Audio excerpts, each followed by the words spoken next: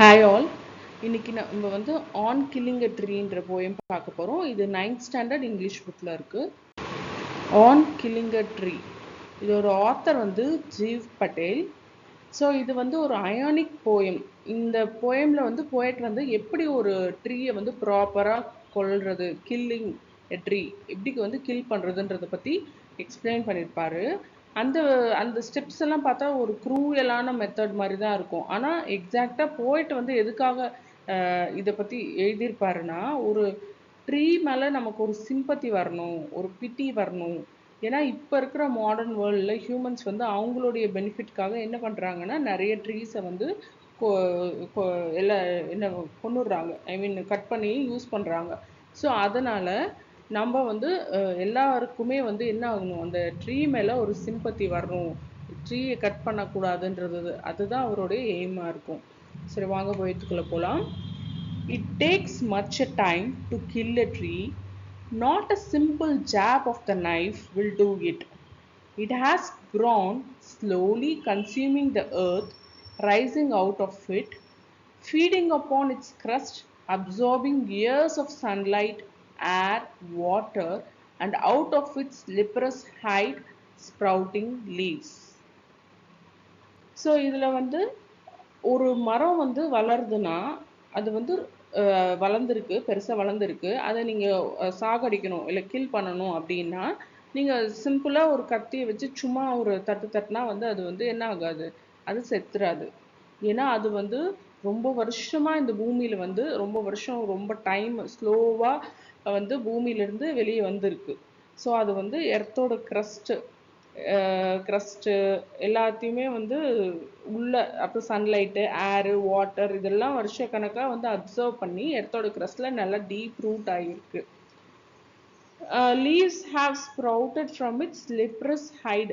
இந்த லெப்ரஸ் ஹைடுனா ஒரு strong thick outer skin, அதாவது அந்த ஸ்கேல் மாதிரி இருக்கும் இல்லைங்களா.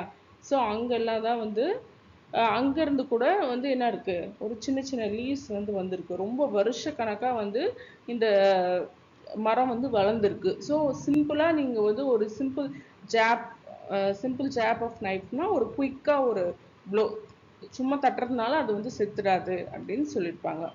ஸோ இந்த ஸ்டான்ஸால் வந்து it takes much time to kill a tree, அது வந்து என்ன ஃபிகர் ஆஃப் ஸ்பீச்னா பர்சானிஃபிகேஷன் சொல்லலாம்.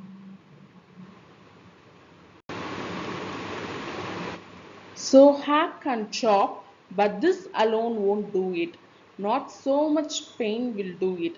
The bleeding bark will heal, and from close to the ground will rise curled green twigs, miniature boughs, which, if unchecked, will expand to form size.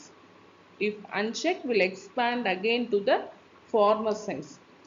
So இப்போ next, so first method முடியாதுன்றது தெரிஞ்சிருச்சு, ஏதாவது simple jab of knife. அடுத்து வந்து என்ன பண்ணுறாங்கன்னா hack and shop, அதாவது ரொம்ப வைலண்ட்டாக வந்து அடிக்கிறாங்க, ஏதாவது ஒரு ஷார்ப் வெப்பனை வச்சு வைலண்ட்டாக அடிக்கிறாங்க.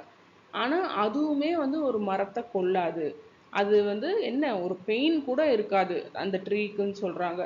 அந்த இப்போ நீங்கள் ஒரு பார்க்குன்னா அந்த அதோட திக்கான அந்த ஸ்டெம் இருக்கு இல்லையா, அந்த பார்க்குனா திக்கான அந்த மரத்தோட பெரிய அந்த பார்ட், அதில் வந்து நீங்கள் வந்து ப்ளீடிங் பார்க்குனா இப்போ வந்து அது அதுலேருந்து அதுவும் ஒரு பர்சனிஃபிகேஷன். ப்ளீடிங் பார்க்குனா ஒரு இப்போ நம்மளை வெட்டினா ஒரு ரத்தம் வருது, அந்த மாதிரி மரத்தோட தண்டு அந்த பெரிய பார்க்கை வெட்டுறப்ப ப்ளீடிங் அப்படின்னு சொல்லிட்டு பர்சனிஃபிகேஷன்ற ஃபிகர் ஆஃப் ஸ்பீச் யூஸ் பண்ணியிருப்பாங்க. அதுவுமே வந்து என்ன ஆகிடும், ஹீல் ஆகிடும்.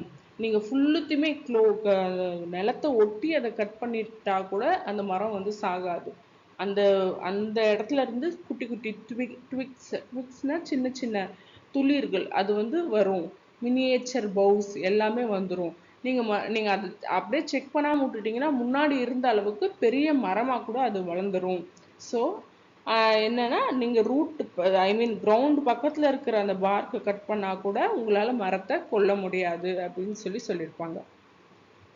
அடுத்த stanza no. The root is to be pulled out of the anchoring earth. It is to be roped, tied and pulled out, snapped out, or pulled out entirely out from the earth cave. and the strength of the tree exposed, the source wide and wet, the most sensitive hidden for years inside the earth. So இந்த ஸ்டான்ஸால நோன்னு கொடுத்துருப்பாங்க. First நோன்னா முன்னாடி discuss பண்ண மெத்தட்னால நம்மளால ட்ரீயை கொல்ல முடியும்னா கொல்ல முடியாது அப்படின்னு மீன் பண்ணியிருப்பாங்க. ஸோ இப்போ நீங்கள் ட்ரீயை கொல்லணும்னு நினச்சிங்கன்னா என்ன பண்ணணும்னா அந்த மரத்தோட வேரோட அந்த மரத்தை வந்து பிடுங்கிடணும், இடத்துலேருந்து எடுத்துடணும். அது எப்படி பண்ணலான்னா அந்த மரத்தை வந்து ஒரு கயிறு கட்டி டைட்டாக வந்து கயிறு வச்சு கட்டி பிடுங்கி எடுக்கணும் அப்படின்னு சொல்லியிருப்பாங்க. ஸோ அப்போதான் வந்து அந்த எர்த் கேவ்னு என்ன ஏன் சொல்கிறாங்கன்னா உள்ள இடத்துக்குள்ளே வந்து பதிஞ்சிருக்கிற ரூட்லாம் வந்து அப்படியே என்டையராக வெளியே வரும். ஸோ வர்றப்ப அந்த ரூட்லாம் எப்படி இருக்குன்னா வெட்டாக சென்சிட்டிவாக ஒயிட்டாக இருக்குமா. அதுதான் வந்து ஒரு ட்ரீயோட உண்மையான ஸ்ட்ரென்த்தே அதுதான். அது வந்து அது எடுத்த உடனே என்ன ஆகிடும் அப்படின்னா அந்த ட்ரீயோட ஸ்ட்ரென்த்தே போயிடும். ஸோ இதுதான் வந்து அதோட கொல்றதுக்கான மெத்தடு. இது வந்து ஒரு க்ரூயல் வே ஆஃப் கில்லிங். இப்படி பண்ணாதான் வந்து ஒரு ட்ரீயை வந்து கொல்ல முடியும் அப்படின்னு சொல்லியிருப்பாங்க. அந்த சென்சிட்டிவ் ஒயிட் பார்ட் அது வந்து இருக்கும் இல்லையா அந்த ரூட்டு, அதை வந்து நீங்கள் வந்து சன்னுக்கு எக்ஸ்போஸ் பண்ணீங்கன்னா ட்ரீ இறந்துடும் அப்படின்றது தான் சொல்லியிருப்பாங்க. அடுத்த ஸ்டான்ஸில் பாருங்க. Then the matter of scorching and choking in sun and air, browning, hardening, twisting, weathering and then it's done. அந்த ரூட்டை வெளியே இழுத்த உடனே அதை வந்து இந்த சன்னுக்கும் ஏர் ஓப்பன் ஏர்லேயும் அது வைக்கணும். ஹாட் அந்த ஸ்கார்ச்சிங்னா ஹாட்டாக இருக்கிறது. ஸோ அப்படி இருந்ததுன்னா என்ன ஆகும்னா அந்த ஒயிட்டாக இருக்கிற ரூட்ஸ் வந்து ப்ரௌனாகவும் ஹார்டாகவும் மாறிடும். அப்புறம் அந்த மரமே வந்து என்ன ஆகிடும், ட்ரை ஆகி ஃபைனலாக இறந்துடும். அண்ட் அவர் தென் இட் இஸ் டன்னுன்னா அவ்வளோதான், முடிஞ்சிருச்சு, மரத்தோட கதை முடிஞ்சிருச்சு, நாம் நினச்சது நடந்துருச்சு அப்படின்ற மாதிரி சொல்லியிருப்பாங்க. ஸோ இதில் வந்து இப்போ ஃபிகர் ஆஃப் ஸ்பீச் பார்த்தீங்கன்னா ப்ளீடிங் பார்க் வில் ஹீல் வந்து பர்சனிஃபிகேஷன், ஆங்கரிங் எர்த்ன்றது வந்து மெட்டஃபர். அதே மாதிரி புல்ட் அவுட்னு சொல்லி வந்திருக்கும், அது வந்து ரிப்பிட்டேஷன் அப்படின்னு சொல்லலாம். அதே மாதிரி மோஸ்ட் சென்சிட்டிவ்ன்றது வந்து பர்சனிஃபிகேஷனாக எடுத்துக்கலாம். ஆத்தர் பற்றி பார்க்கலாம். Doctor Jeev Patel is one of the prominent Indian poets. His famous works include Evening, Forensic Medicine and From Bombay Central. He has also penned 3 plays. He has been conducting a poetry workshop in Rishi Valley School for more than a decade. This poem is taken from his poetry collection Poems, published in 1966. So அவரோட மற்ற works என்னென்னா evening, forensic medicine, from Bombay central. அதே மாதிரி அவரோட இந்த poem வந்து எந்த கலெக்ஷன்லேருந்து எடுத்துருப்பாங்கன்னா போயம்ஸ்னு 1966 publish பண்ணதுலேருந்து எடுத்துருப்பாங்க. க்ளாசரி பார்க்கலாம். ஜாப்னா to poke or thrust abruptly within with a short and quick blow, அப்படியே ஃபாஸ்ட்டாக வந்து வெட்டுறது, அதுதான் வந்து ஜாப்னு சொல்லுவாங்க. க்ரஸ்ட்னா தெரியும், எர்த்தோட அவுட்டர் பார்ட், அதுதான் வந்து brown hard outer portion or சர்ஃபேஸ்ன்னு சொல்லுவாங்க. லெப்ரஸ்னா கவர்ட் வித் ஸ்கேல்ஸ், அந்த பட்டைன்னு சொல்லுவாங்க இல்லையா, மரத்தோட பெரிய அந்த பார்க் வந்து அந்த பட்டையினால கவர் ஆகிருக்கும்ன்ற மாதிரி. ஹைடுனா the strong thick outer skin. மினியேச்சர்னா very small. It takes much time to kill a tree, not a simple jab of knife will do it. So first question, can a simple jab of knife will kill a tree? No. Second, why does it take much time to kill a tree? It because tree வந்து ரொம்ப ஸ்ட்ராங்கா இருக்கும் and also its root is deep in the earth அப்படின்னு கொடுத்துருப்பாங்க. அடுத்த second question பாருங்க. It has grown slowly, consuming the earth, rising out of it, feeding upon its crust, absorbing. So how the tree has grown? The tree has grown slowly. What does the tree feed on the crust? It feeds water from the crust. Third one, and out of its leprous hide sprouting leaves. What does the phrase leprous hide mean? Leprous hide means bark of the tree.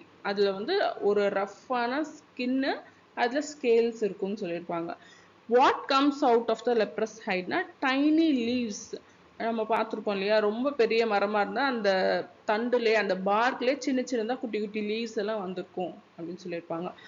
Fourth one, the bleeding bark will heal and from close to the ground will rise curled green twigs, miniature boughs. What will happen to the bleeding bark na adu வந்து heal ஆயிடும், time ஆகும்போது அது heal ஆயிடும்.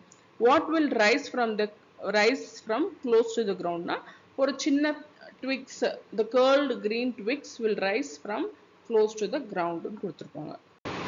The root is to be pulled out of the anchoring earth. Why should the root be pulled out? ஏன்னா root தான் வந்து என்னது strength of the tree. So அது once அதை இழுத்துட்டோம்னா இந்த root வந்து dry ஆயிடும். So dry ஆயிடுச்சுன்னா அந்த மரத்தை வந்து நம்ம கொன்னுடலாம் அப்படின்னு மீன் பண்ணுவாங்க. What does the anchoring earth means? Anchoring earthனா அந்த ரூட்டை வச்சு அந்த ட்ரீ வந்து ஃபர்மா எர்த்தில் இருக்கிறது தான் anchoring earthன்னு சொல்லியிருப்பாங்க. இது வந்து என்ன பண்ணியிருப்பாங்கன்னா அந்த ஷிப் வந்து சீல ஆங்கர் பண்ணுவாங்க இல்லையா, ஆங்கரிங், அதோட கம்பேர் பண்ணியிருப்பாங்க. அதனால தான் அது மெட்டஃபோர்னு சொல்லியிருக்கோம். அவ்வளோதான். தேங்க்யூ.